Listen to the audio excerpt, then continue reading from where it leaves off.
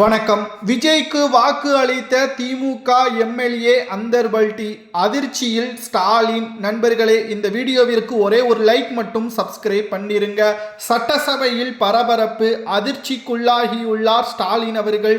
பரபரப்பான சட்டசபை இரண்டாவது நாள் கூட்டத்தில் வாக்குகள் முதல்வர் விஜய் அவர்கள் நீடிக்கலாமா வேண்டாமா என்ற ஆலோசனைகளும், சபாநாயகர் போட்டியில் ஜேசிடி பிரபாகரன் அவர்கள் தேர்வு செய்துள்ளார்.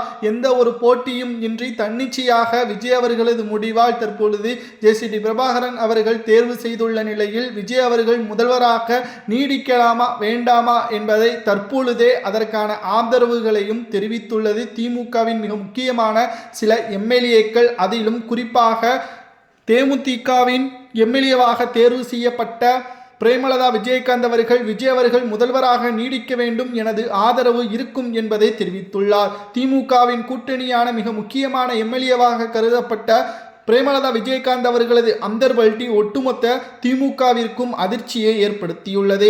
அதேபோல்தான் மதிமுகவின் எம்எல்ஏவாக இருக்கக்கூடிய ராஜேந்திரன், கடலூர் சார்ந்த எம்எல்ஏவாக ராஜேந்திரன் அவர்கள் தேர்வு செய்யப்பட்டார். அவர் சூரியன் சின்னத்தில் போட்டியிட்டு வெற்றியடைந்ததும் குறிப்பிடத்தக்கது. அவரும் விஜய் அவர்கள் முதல்வராக வர வேண்டும், அவருக்கான ஆதரவுகளை நான் அளிக்கப் போவதாகவும் சட்டசபையில் பேசியிருப்பது மீண்டும் பதற்றத்தை திமுகவிற்கு ஏற்படுத்தியுள்ளது. மேலும் தனி பெரும்பான்மையை நிரூபிக்க வேண்டும். தற்பொழுது விஜய் அவர்களுக்கு 107 எம்எல்ஏக்கள் தான் இருக்கிறார்கள்.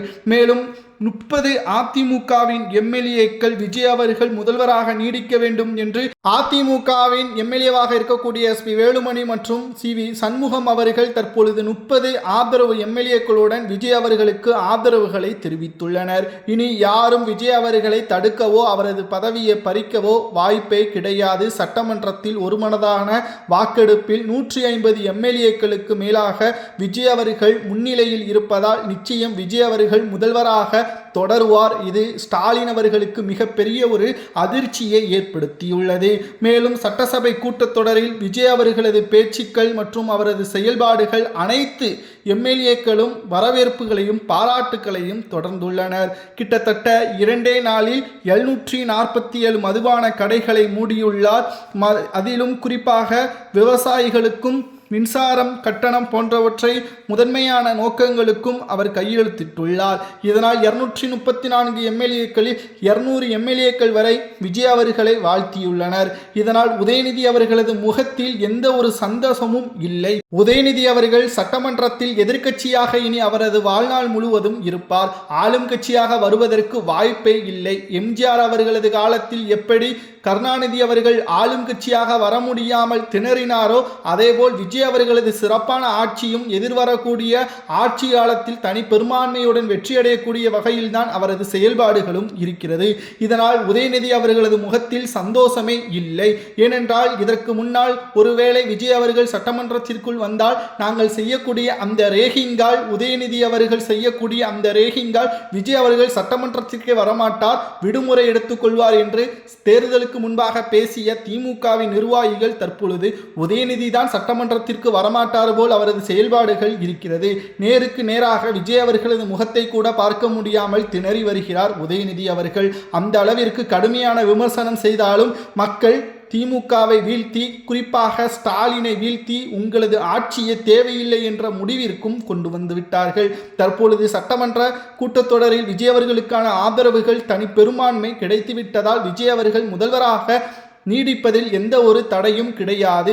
ஆளுநர் நேரடியாக சட்டமன்ற கூட்டத்தொடரில் வருவார். அதில் தனி பெரும்பான்மை நிரூபிக்கப்பட்டதன் காரணமாக ஆளுநருக்கு அனைத்து கடிதங்களும் வழங்கப்படும். அவர் அதை ஏற்றுக்கொள்வார். அதற்கு பிறகு ஆளுநர் உரை முடிந்த பிறகு தமிழ்நாட்டு எப்பொழுதும் போல செயல்படும். முதல்வராக பல திட்டங்களையும் பல்வேறு வாக்குறுதிகளையும் கூறிய நிலையில் அவர் அதற்கான பணிகளையும் மேற்கொள்வார். ஆனால் திமுகவிற்கும் திமுகவின் மாஜி அமைச்சர்களுக்கும் தான் உறக்கமே இனி வருவது கடினம். ஏனென்றால் சில முக்கியமான மாஜி அமைச்சர்களது பெயரை லிஸ்ட் எடுத்து வைத்திருக்கிறார். 24 IAS IPS அதிகாரிகளிடம் இருந்து சேகரிக்கப்பட்ட அந்த லிஸ்டில் 14 மாஜி அமைச்சர்களது பெயர்கள் இடம்பெற்றுள்ளது.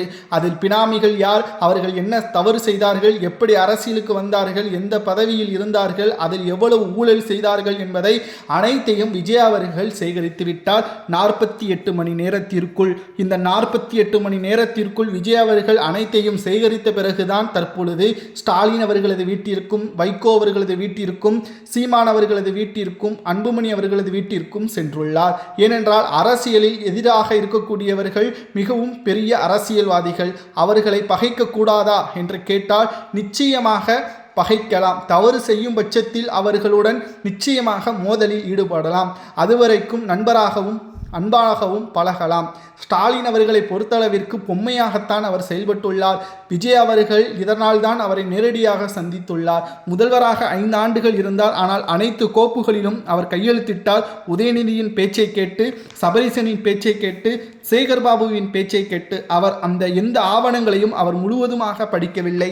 அப்படி படித்திருந்தால் அவரது மனசாட்சிக்கு உட்பட்டு அவர் சில மசோதாக்களை ரத்து செய்திருப்பார். சில திட்டங்களை மீண்டும் தமிழ்நாட்டிற்கு கொண்டு வந்திருப்பார். கார்ப்பரேட் கைக்கூலியுடன் கைகோர்த்திருக்க மாட்டார் என்றும் விஜய் அவர்கள் தரப்பிலிருந்து தகவல்களும் தற்பொழுது கிடைக்கப்பெற்றுள்ளது. அடுத்த செய்தி, அதிமுக சட்டமன்ற குழு தலைவர் யார் ஒட்டுமொத்த அரசியலிலும் பரபரப்பை ஏற்படுத்தியுள்ளது. இரு அணியாக அதிமுக தற்பொழுது பிரிவாக செயல்பட்டு வருகிறது. அதில் ஒரு அணியாக விஜய் அவர்களுக்கு ஆதரவுகளை தெரிவிக்க வேண்டும் என்று 30 அதிமுகவின் எம்எல்ஏக்கள் விஜய் அவர்களுக்கு ஆதரவுகளை தெரிவிக்க வேண்டும், வாக்குகளை செலுத்த வேண்டும் என்று வேலுமணி அவர்களது தலைமையிலும் சி.வி. சண்முகம் அவர்களது தலைமையிலும் தற்பொழுது 30 எம்எல்ஏக்கள் செயல்படுகிறார்கள். அதே சமயம் 17 எம்எல்ஏக்கள் எடப்பாடி பழனிசாமியின் ஆதரவுகளை பெற்று எடப்பாடி என்ன கூறுகிறாரோ அதைத்தான் நாங்கள் கேட்போம் என்றும் கூறியுள்ளனர். மேலும் நேற்று மாலை சபாநாயகரிடம் எஸ்பி வேலுமணி அவர்களும் சி.வி. சண்முகம் அவர்களும் அதிமுகவின் குழு சட்டமன்ற தலைவர் எஸ்பி வேலுமணிதான் என்று கடிதங்களை கொடுத்துள்ளனர்.